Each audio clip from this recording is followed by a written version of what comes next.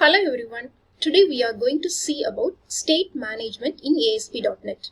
Maintaining state is an important part of any web application. State management system is a mechanism to track the user state or data which is significant with particular application. State management manages the state of an object on different requests. Now let's see state management system in ASP.NET. State management in ASP.NET.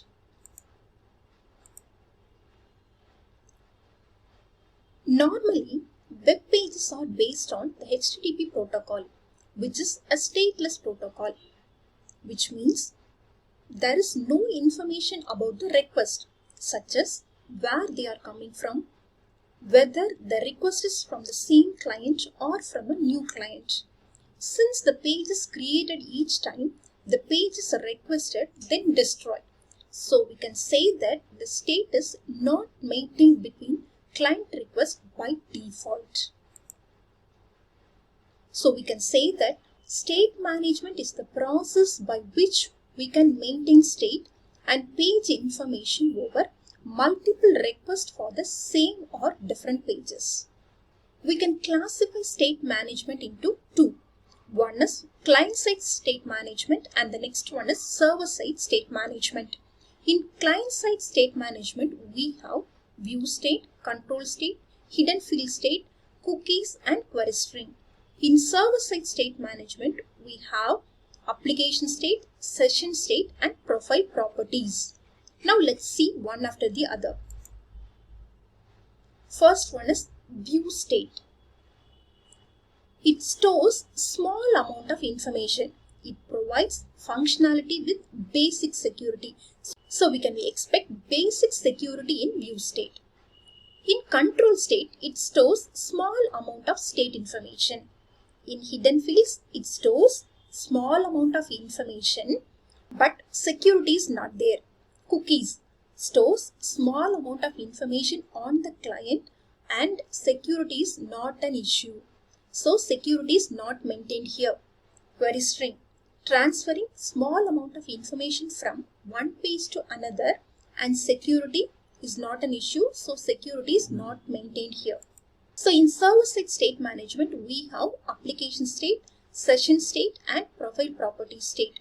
In application state, it stores infrequently changed global information used by many users and security is not an issue. That means security is not there. Storing short-lived information, that is specific to an individual session and here also security is not there. Profile properties, it stores user-specific information that needs to be persisted after the user session is expired. Now let's see view state in client-side state management. View state is the mechanism that allows state values to be preserved across page postbacks. By default, enable view state, that is this property, enable view state is the property that will be set to true.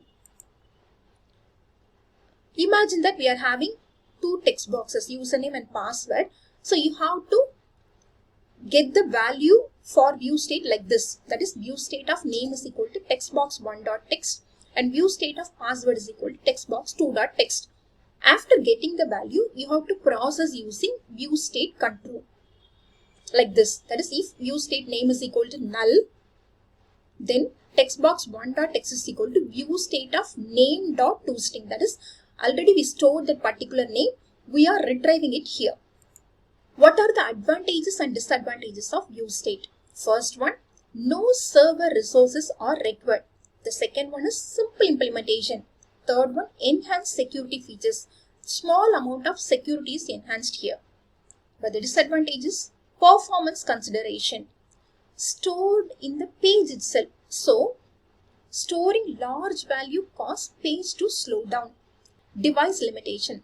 Mobile device might not have memory capacity. Potential risk still can be tampered. The next one is control state. The purpose of the control state property is to cache data necessary for a control to properly function.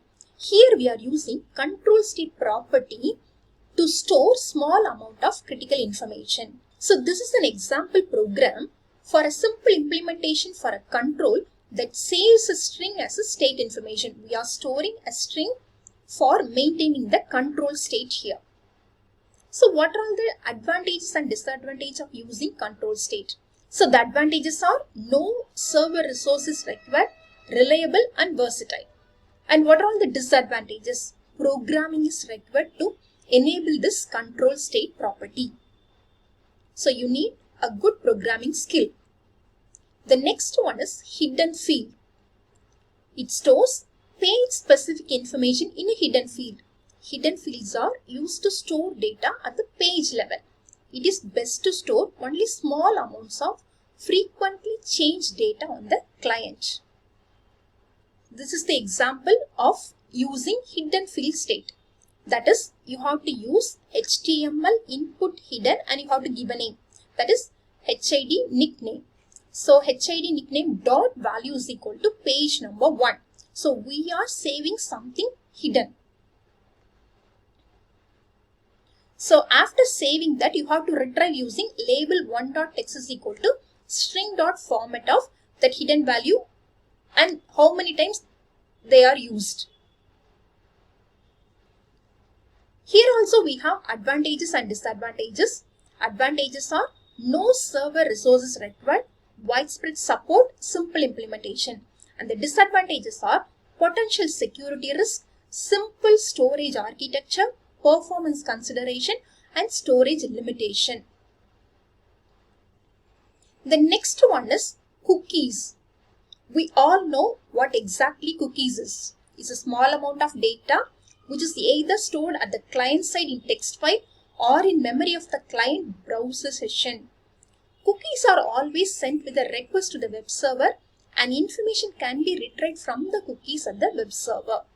Every time a user visits a web page, cookies are retrieved from the user machine and help identifying the user.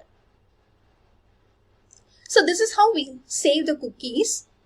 So first we have to use HTTP cookie. Then you have to give a name. So cookie.value is equal to some name. Then you have to retrieve using label nickname.text is equal to welcome plus request.cookies. Then the value given. Here also we are having advantages and disadvantages. The advantages are configurable expiration rule, no server resources are required, simplicity and data persistence. The disadvantages are user configured refusal, potential security risk and size limitation. Sometimes we disable the option called cookies. So we cannot able to save the particular data. Then the final one is query string. A query string is used to pass the values or information from one page to another page. They are passed along with the URL in clear text. Query strings provide a simple but limited way of maintaining some state information. But this is very risky one. High security issue is here. So the advantages are widespread support, no server resources are required, simple implementation. But at the same time, we are passing values through this query string. So potential security risk and limited capacity. Here is the example of query string. So syntax is request dot query string of variable index slash dot count. So this is how we are passing the values. Next we are moving to server side state management. Here the first one is application state management. From the name itself we can say that it maintains the state of an application. ASP.NET provides application state via the HTTP application state class. So this is how we are using this application state. It's a class. It stores global application specific information. Application state is useful in storing small amount of often used data. This is how we implement application state. So we have to use application nickname is equal to some name, that is storing the data, and By using application nickname, we are retrieving. String str is equal to application of nickname. First we are assigning it, the next one we are retrieving it. Here also we have some advantages and disadvantages. It's a simple implementation, so that's an advantage. So application scope is larger, but the disadvantages are resource requirement, at the same time limited durability of data. The next one is session state. We all know about session. ASP.NET provides session state via HTTP session state class for storing session specific information. Values stored in session are stored on the server and will remain in memory until they are explicitly removed or until the session expires. So this is the program for session state management. So we are using the word session to record the name of the particular person.